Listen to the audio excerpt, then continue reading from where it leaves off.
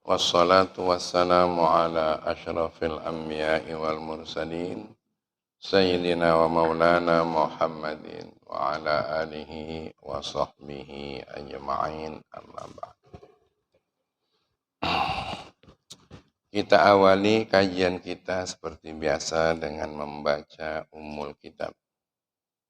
Ala hadhihi niyah al-Fatihah. A'udzu billahi minasy syaithanir rajim. Bismillahirrahmanirrahim.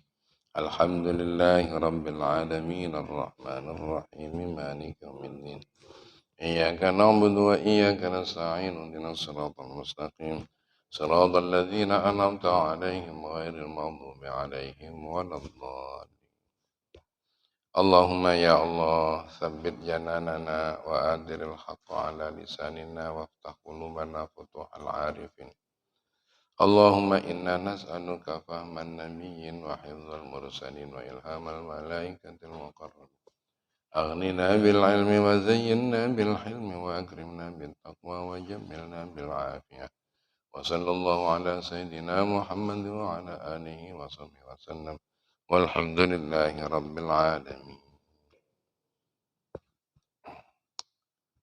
Ini mau ngaji atau mau apa ini? Alangkah banyak.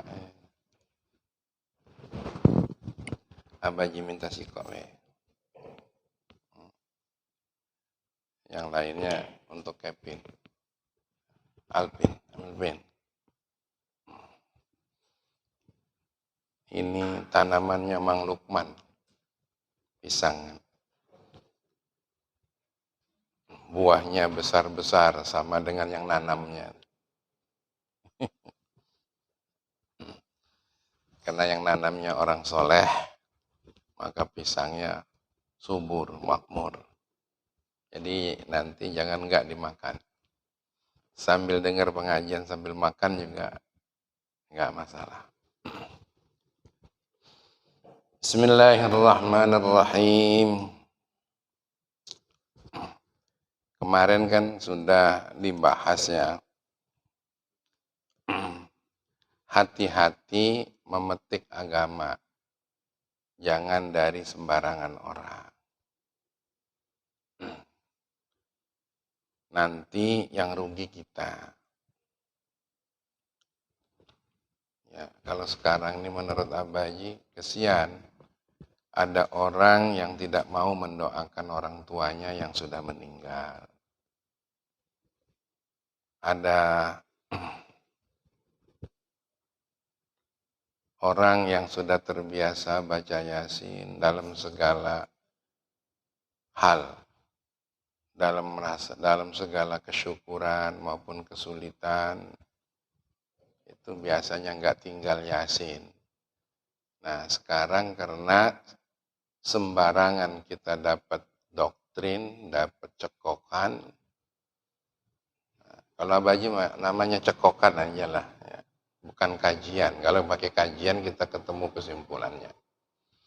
Akhirnya enggak lagi.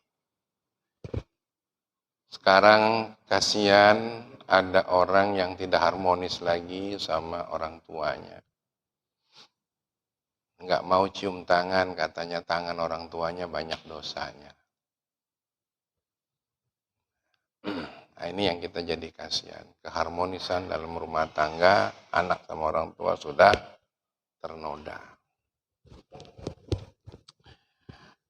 Hari ini, faslun, nah, ini kata Ki Hasyim Asy'ari, fi dzikril ahadis,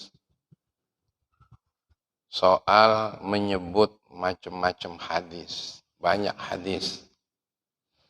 Wal asar, dan hadis sahabat. Ada hadis langsung dari Nabi, ada asar. Asar itu adalah perkataan para sahabat. Sekali lagi, sahabat yang tergabung dalam ahli sunnah. Yaitu Nabi, ahli sunnah itu dengan khulafaur rasyidin. Sedangkan jamaahnya adalah mayoritas sahabat Nabi. Masih ingat ya? Jumlah sahabat Nabi yang ditinggal wafat oleh Rasulullah ada berapa? 124.000 itu muridnya Rasul, santrinya Rasulullah. Cuma disebutnya sahabat. Sahabat itu ya sahabat. Gitu ya. Sahabat Nabi. Itulah yang namanya ahli sunnah wal jamaah.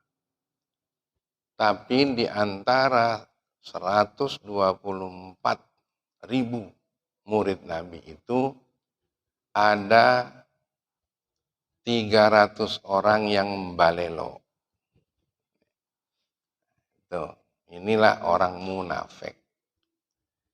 Di bawah pimpinan Abdullah bin Ubay bin Salul. Yang dulunya dia orang Yahudi, sangat terhormat, tapi masuk Islam dianggapnya sama. Dalam Islam itu biasa-biasa saja. Kecil hati dia reaktif. Gitu. Dari 300 orang inilah yang kemudian ahli sunnah wal jamaah itu ada sempalannya sampai 72 sempalan. Jumlahnya seluruhnya 73. Itulah sebabnya kata Rasulullah, semuanya itu masuk neraka. Kecuali satu. Ahli sunnah wal jamaah. Nah, ini hati-hati, kita harus hati-hati. Hadis Nabi dan hadis para sahabat dari kalangan ahli sunnah tadi, al-waridat, yang sampai sama kita, fi raf'il ilmi, ya, seputar kehilangan ilmu. Ilmu ini bakal hilang, akan diangkat oleh Allah. Wa nuzulil jahli, dan datangnya kebodohan. Karena diangkat oleh Allah tuh ilmu nggak dipakai. Orang alim nggak dihargai. Justru yang disanjung-sanjung adalah kebodohan. Itu yang disanjung-sanjung. Dan yang dijadikan pemimpin juga orang-orang bodoh. Orang-orang yang nggak ngerti ilmu kebenaran. Cuma dia ada dalam lingkungan politik dan memang punya duit. Ditambah ketenaran. Nah, seperti itu yang akan jadi pemimpin. Jadi kita ini akan mengalami seperti itu nanti. Orang-orang pintar, alim, nggak dipakai. Bahkan orang-orang bodoh itu akan mengatakan agama tidak boleh dibawa-bawa untuk urusan politik. Nah, gitu. Jadi kalau kita bicara politik dari inspirasi agama, akan dipersalahkan oleh orang-orang bodoh itu. Gitu. Ini nuzulil jahli. Eksisnya orang-orang bodoh.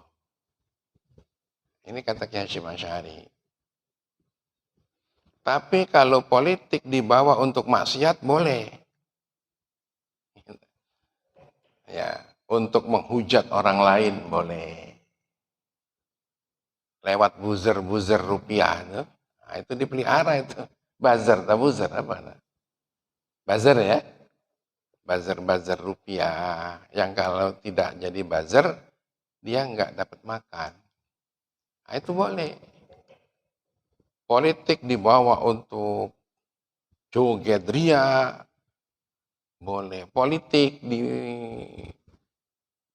digunakan lewat serangan pajar, money laundry, money politik. Money politik. Ngomongnya sih nggak boleh, tapi prakteknya boleh. Dan Bawaslu pun tidak bisa berbuat apa-apa. Tahu sebenarnya. Karena dalam peraturannya sudah dibuat juga. Manakala ketangkep tangan katanya. Kalau nggak ketangkep tangan, Nak nginjuk apa bae laju.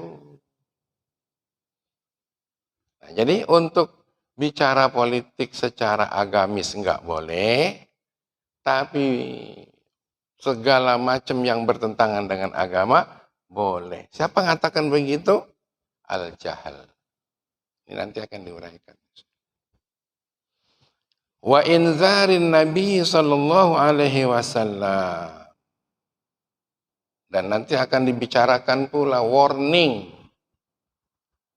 dari Nabi sallallahu alaihi wasallam, hati-hati.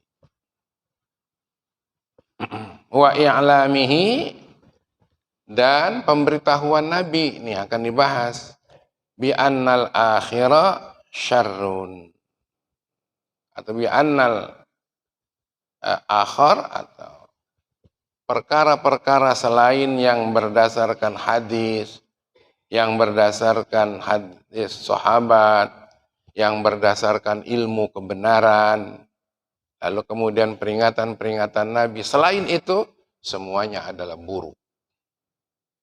Semuanya buruk. Ini kan ada 3 ilmu ya, yang perlu dipahami coba. Perlu barangkali untuk kita pahami. Ilmu itu ada 3. 1, ilmu kebenaran. Ini hak, ini batil. Nah, gitu.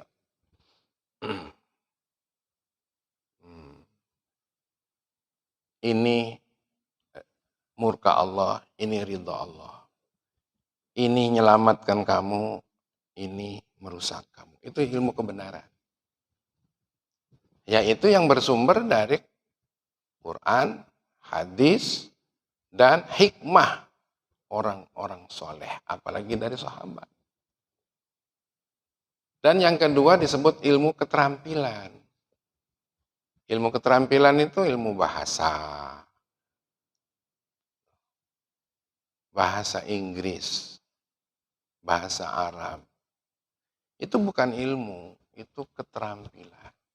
Budaya. Kita di sini nganggap orang berbahasa Inggris itu pinter.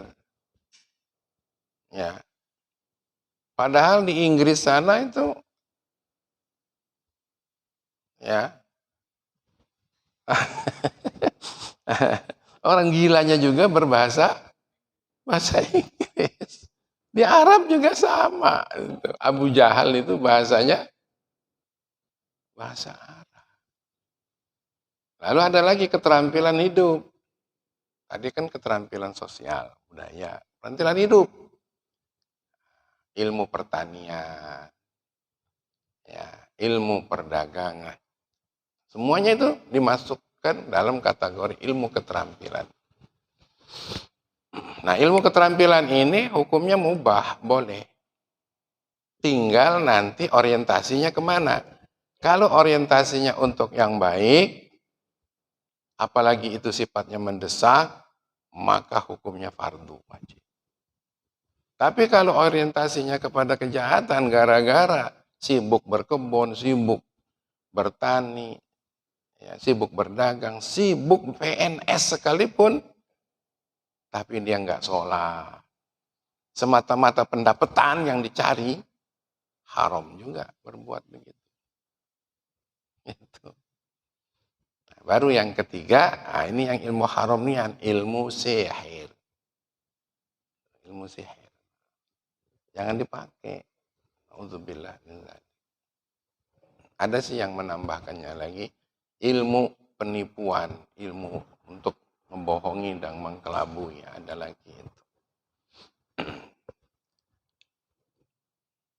Jadi selain daripada yang bersumber dari Al-Quran dan hadis, semuanya buruk, termasuk politik. Dipastikan kalau bertentangan dengan Al-Quran dan hadis, pasti buruk. Itu.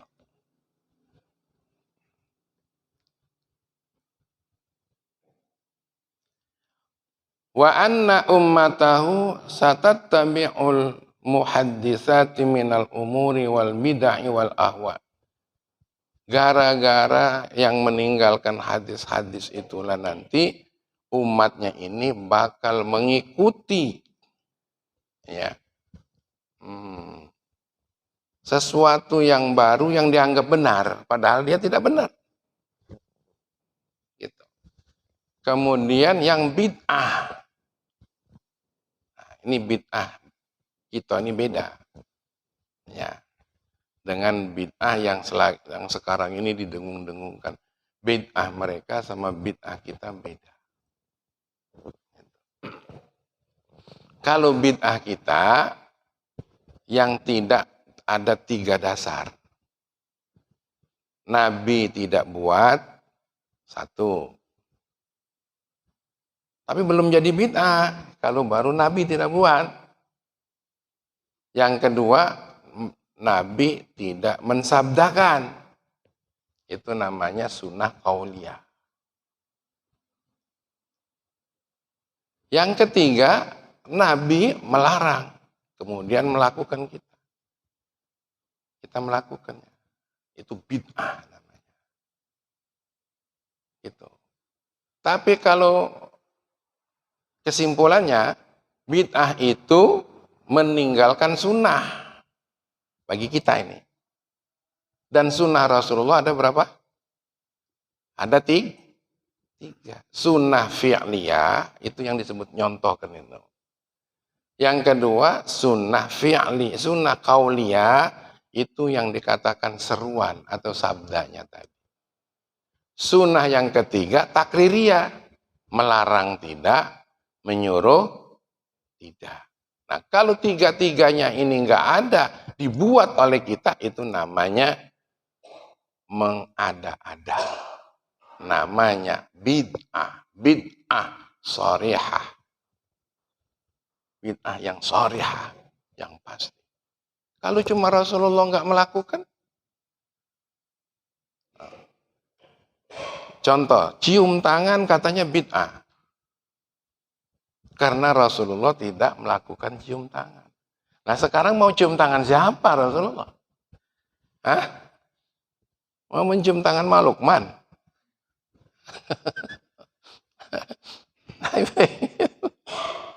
Waduh, hebatnya Saiful Hadi dicium tangannya oleh Rasulullah. Dan kadang-kadang kita ini juga kecelek dengan diri sendiri. Rasulullah tidak melakukan, mengapa kita melakukan? Nah, sekarang coba. Sanggup enggak yang dilakukan oleh Rasulullah itu kita lakukan oleh kita? Contohnya, Rasulullah kalau bulan puasa kakinya bengkak. Karena apa? Banyak ibadah. Kita sudah pernah belum bengkak? Ayo. Bengkak asam urat ada. Bahkan bukan kaki yang bengkak, perut kayak baju yang bengkak. Nah, kemarin siang Abaji kesinggung oleh konsultan Abaji. Karena Abaji kan punya kolam tuh, ikan patin di Mazra'illah tuh. Rupanya kebanyakan makan oleh petugasnya ini. Disuruh 2 kali kasih makan, dikasih 3 kali. Apa kata konsultan? Ini perutnya bengkak ini. Kesinggung lah Abaji karena perutnya. Kebanyakan makan ini ikan ini kan. Stop. Jangan 3 kali. Nah, ini aku tersinggung nih. Masya Allah. Ayo coba. Bisa dicontoh, bisa ditiru.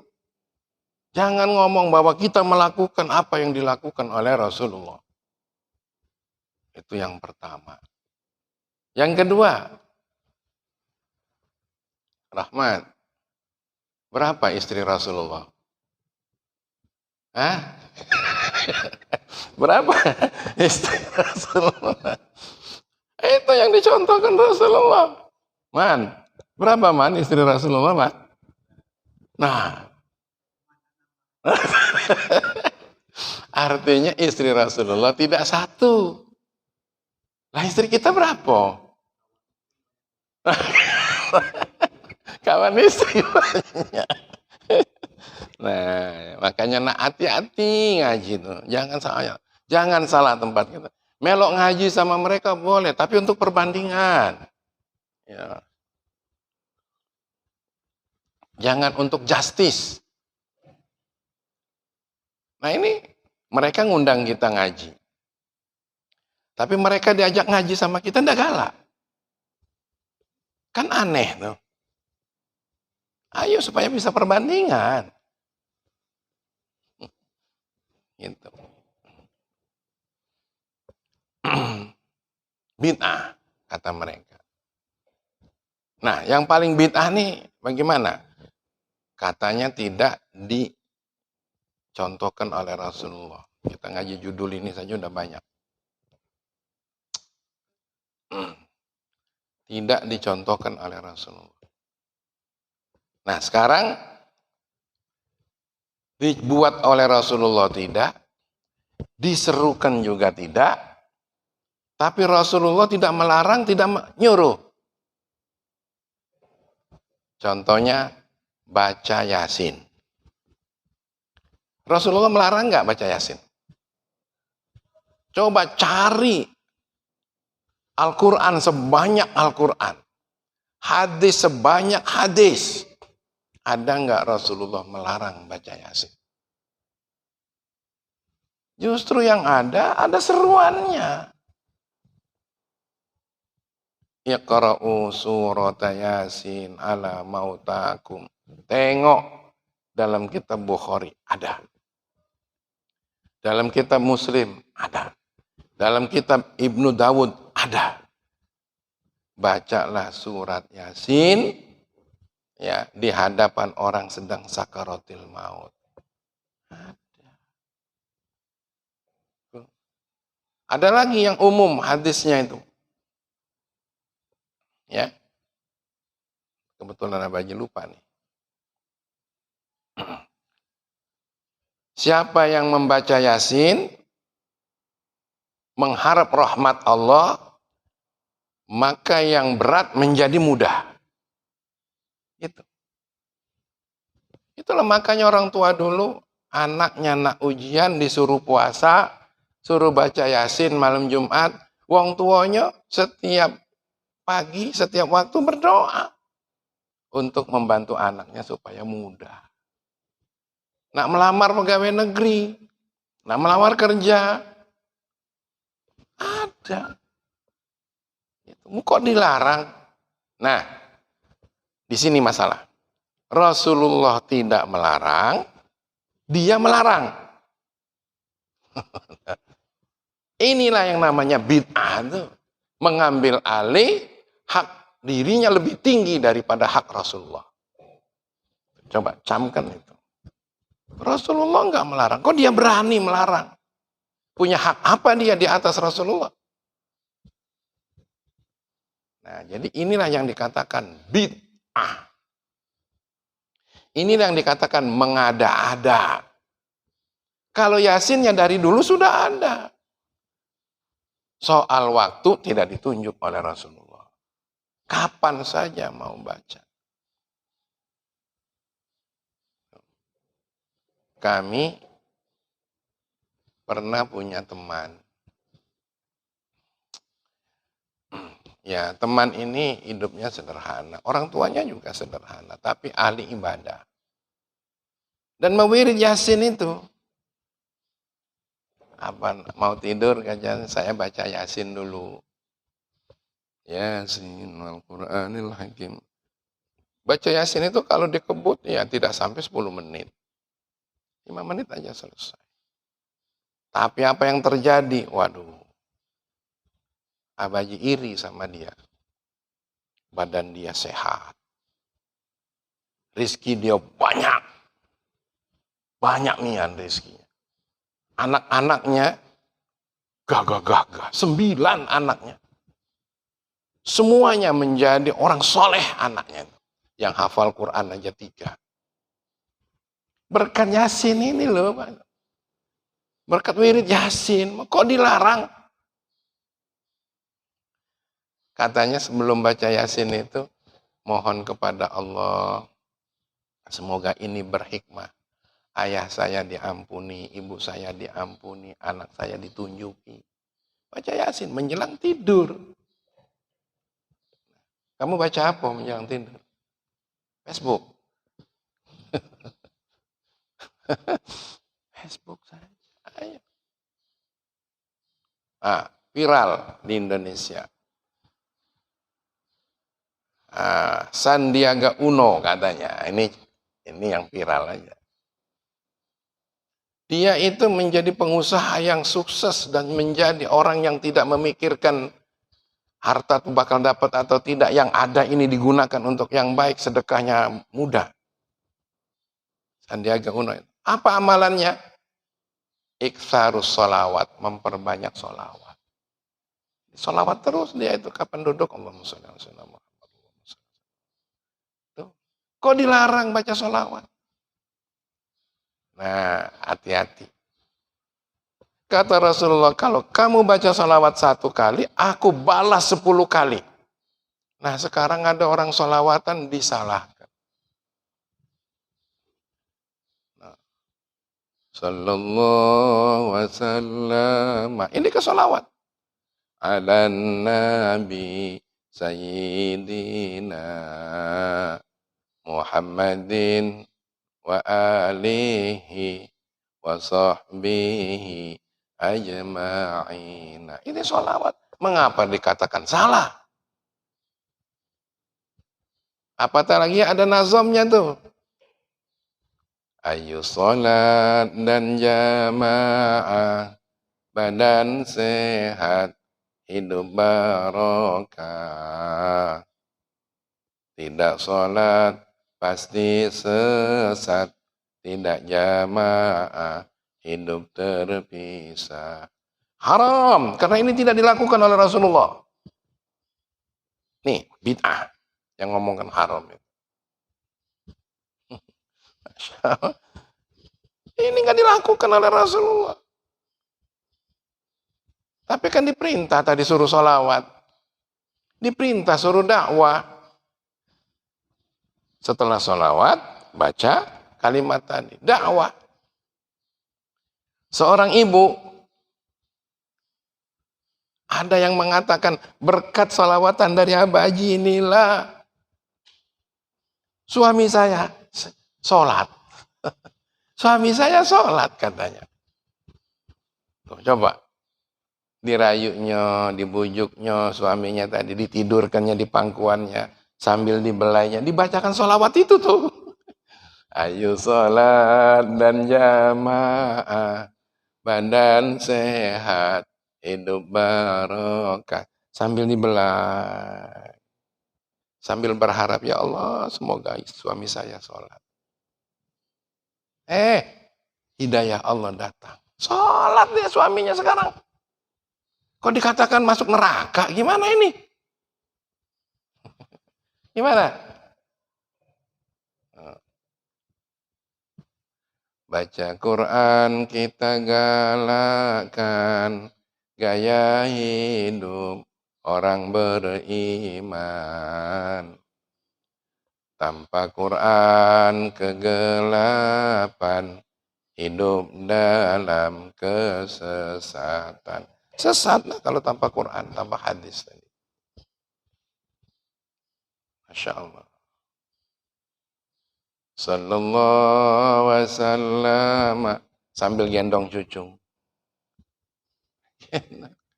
Jadi jangan gampang-gampang mengatakan bid'ah, padahal kita yang paling bid'ah. Jangan gampang-gampang mengatakan sesat, malah kita yang bisa saja paling sesat. Gitu. Ada juga ibu tuh yang pinter. Kan biasanya mereka ini bawa dalil. Memang dalil itu dihafalnya untuk debat. Ya. Kalau kita ini nggak ngapal dalil untuk debat, nggak. Mereka tuh pakai dalil untuk debat. Lah, nak, kamu nanya dalil sama ibu. Boro-boro ngapal dalil. Ibu ini cuma ngaji tasmi' saja sama Abaji. Kalau kamu nak tanya dalil, silakan ke sana, Be. Begitu. Jadi jawabnya simple. Lah nak ngaji dalil ibu-ibu, mana ngerti. Kalau nak ngaji dalil, datang sini. Abaji juga nggak banyak hafal dalil itu, tapi nanti dibukakan kitabnya. Ini loh dalilnya. Ini dalilnya. Kalau nak ngapal setebel ini, nggak terhafal gitu. Tapi kalau kita nak ngaji, nak mengkaji, ayo. Gitu. Karena memang latuwo ini banyak pulau nak ngapal. Kalau macam Ustaz Hasan ini masih cakep lah. Ya enggak?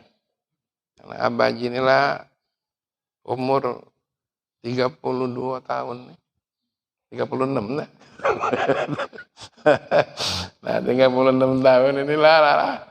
Tapi kalau buka-buka, insya Allah Bukhari ada, Muslim ada, ya An-Nasai ada, bin Daud ada, atau apa namanya, Abu Daud ada, tafsir ada juga, Qurtubi ada, Baghawi ada, Ibnu Katsir ada, ya kitab-kitab yang lain karangan Syekh Nawawi, karangan Imam Nawawi, karangan Ibnu Hajar Al-Asqalani banyak, tapi kita buka gitu.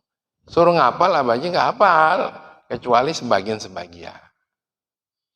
Jadi kalau Bapak ditanya soal dalil, nah dalilnya saya nggak, tapi saya dengar Abaji itu baca di kitabnya Syekh Asy'ari ada dalilnya. Kalau kamu pengen tanya, yuk ke sana. Kalau perlu saya antar. Kemarin ada tuh. Nah ini lucu pula ini. Soal warisan, mantunya Ustadz. Ustadznya ini nggak mau jawab soal warisan. Kenapa? Ini lucu. Yang nggak menguntungkan. Jadi bapaknya tuh cerai dulu. Punya anak 5 cerai. Lalu nikah dengan bini yang baru. Punya anak 3. Gitu. Nah, sekarang yang emaknya tadi meninggal.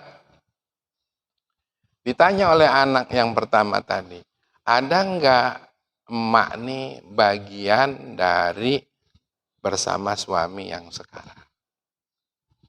Ada katanya. Nah sekarang kalau ada, berhak nggak kami mewarisinya? Kata bapaknya tadi, terserah dengan Ustadz. Disebut Ustadz. Ya itu mantu dia, Ustadznya itu. Oleh karena bakalnya dapat warisan tadi, Ustadznya nggak mau jawab. Nah, nggak jawab-jawab. Nah, Ustadz, aku nih nanya, ada nggak bagian emak, dan kalau ada, boleh nggak kami ikut mewarisinya? Belum tentu kami makan, mungkin untuk jariah emak saya, katanya begitu. Nggak mau jawab ini. Ini bid'ah kalau dia tahu. Atau mungkin kitmanul ilmi, haram nyimpen ilmu. Nah, saya bilang, ditanya saya, ada yang nanya, bagaimana tuh? Nah, sini, saya buka dulu kitabnya. Nah, kesimpulannya, kalau memang emak ini punya harta yang ditinggal mati, wajib diwaris. Oleh siapa? Oleh 11 waris. Tapi waris-waris yang lain akan dimahjub. Dihalang, tinggal 2 yang wajib, suaminya sama anaknya. Anak yang mana? Anak dari semua anak, dari dari suami pertama, suami kedua, suami ketiga, punya anak, itu wajib mewarisinya. Kalau anak dari suami pertama 5, suami dari kedua ini 3, berarti 8 orang yang wajib mewarisi. Suaminya wajib lebih dulu dapat seberapa? Seperempat karena sudah ada anak. Kalau tidak ada anak, separuh. Anak itu namanya asobah. Itu. Jadi ambil oleh suaminya seperempat, yang bagian mak tadi, karena sudah meninggal, anaknya 8, dapat itu.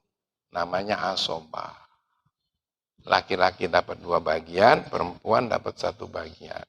Kalau laki-lakinya 4, jadi 8. Perempuannya 4, tetap jadi 4. Jadi 12. Bagi 12, laki-laki ngambil 2, perempuan ngambil 1. Itu faraidnya.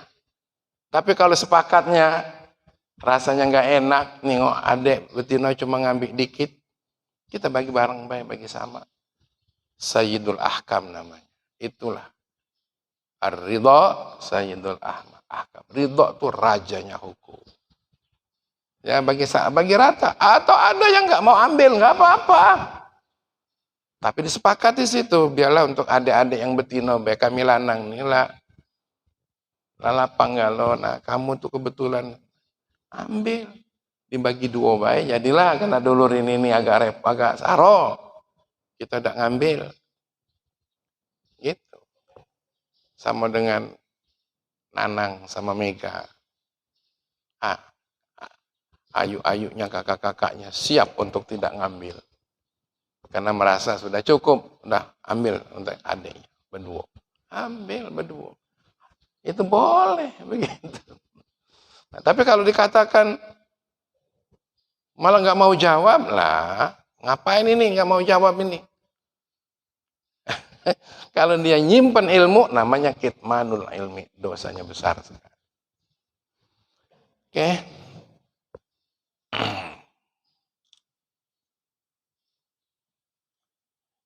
Nah, kalau kita tidak pakai hadis, tidak pakai Quran, tidak pakai pendapat para sahabat, hadis sahabat, lalu kita memakai pendapat-pendapat di luar itu, semuanya jelek, dan umat nanti akan tidak berpedoman, tidak punya pedoman. Bahkan hawa nafsu yang diikutinya. Sekarang kan pada hawa nafsu. Soal bagi waris saja tidak mau pakai ilmu Allah. Tidak mau. Pakainya ilmu mereka sendiri. Benar gak tuh? Ilmu Allah tidak pakai, tapi pakai ilmunya sendiri. Yang berdasarkan hawa nafsunya. Tuh. Agak sedikit katanya berdasarkan adat kebiasaan. Kalau emak itu meninggal di tempat anaknya yang ngurusi, maka hartanya untuk yang ngurusi semua. Itu namanya nah lemaknya. Ada lagi yang sumber fitnah. Rumah ini jangan dijual. Sama kebun itu jangan dijual. Dekat rumah tuh. Yang lainnya boleh waris, yang ini jangan. Nanti kalau ada dulur-dulur kita dari mana-mana balik ke rumah, inilah tempat istirahat mereka. Ada yang ndak kate gawean, itulah kebunnya. Ini bukan berdasarkan ilmu Allah ini. Ini ilmu nafsu ini. Ini sumber fitnah, ini tunggu saja. Apa yang akan terjadi? Bacok-bacokan. Bacok-bacokan. Nah, kemarin itu alhamdulillah nggak jadi bacok-bacokan. Nah, ada Ustaz dari orang itu dari Muara ini Mbak Haji. Nah, merantau di Lubuk Linggau nih lah. Bukan Muara ini. Bukan dari Ranau lagi. Nah, coba itu mau bacokan berebutan. Lah dia itu lari dari Jakarta katanya ponakannya. Soal diuber-uber polisi lah. Gitu. Lalu kemudian tinggallah di rumah itu. Ada kebunnya tadi, daripada nganggur diurus. Lagi sekarang mengahaki dia. Itu kan fitnah jadinya tuh. Diurus, ribut. Nah, katanya Ini terlantar, rumah nggak diurus, aku beresi semua. Wah, akhirnya kan saling. Makanya kalau dalam Islam, harta waris itu jangan lama-lama, buru-buru diwaris. Kalau di kampung kami, ada orang meninggal 100 hari langsung dibagikan warisnya. Itu. Segalanya diwaris. Harta diwaris oleh anak-anaknya. Istrinya diwaris oleh tetangganya. Masih muda. Diwaris semua. Daripada janda terlantar. Adil kan? Nah, macam itu, Ri. Jadi ini berpuluh-puluh tahun baru nak dibagi. Ribut, ada yang sudah mati dulu. Awas tuh haknya yang sudah mati kalau nggak dikasih gara-gara ditahan-tahan warisnya, dihisab di akhirat. Itu. Mengapa habis 100 hari lebih baru diwaris? Ya itu tadi, istrinya itu 4 bulan apa? 4 bulan sehari karena sudah meninggal. 4 bulan, kalau nggak salah bukan 100 hari. 4 bulan lebih baru diwaris. Karena istrinya tadi sudah iddah juga. Begitu. Makanya di dalam kitab Daqaiqul Akhbar itu, setiap malam Jumat katanya, tahun pertama sampai tahun kedua, apa tahun berapa tuh? Roh tuh datang dari kubur itu. Oh, siapa yang mendoakan aku? Siapa yang beristighfar untuk aku? Ada lagi pertanyaannya. Siapa yang mewarisi hartaku? Hati-hati. Kalau tidak lurus mewarisi hartanya, nggak ridho tuh si mayat. Gara-gara tidak ridho, apalagi itu orang tuanya, ridho Allah ala ridhoil walidain, inilah waris yang lebih dari kita tanpa diridhoi oleh yang lain, haram hukumnya dan jadi bencana kerusakan. Itu. Siapa yang mewarisi hartaku? Nah, yang paling repot tuh siapa yang menikahi istriku? Nah, pas ditengok yang menikahinya musuh dia pula. Nah, gawat. Makanya la tulhikum amwalukum wala auladukum an zikrillah. Jangan anak-anak, istri, harta menjadi lalaikan kita dari Allah Subhanahu wa ta'ala.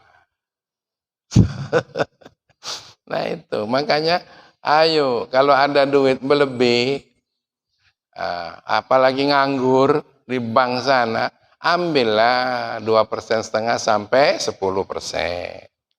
per tahun untuk jariah. Kadang-kadang duit itu nggak terpakai oleh kita, makan saja kita tahan-tahan, mau beli kendaraan saja kita late, gitu. Lebih baik naik angkot, jalan kaki. Dan tahunya belum dipakai duitnya lah mati duluan. Ayo, apalagi nak beli obat, belilah. Aku beli obat terus tuh sama hari itu.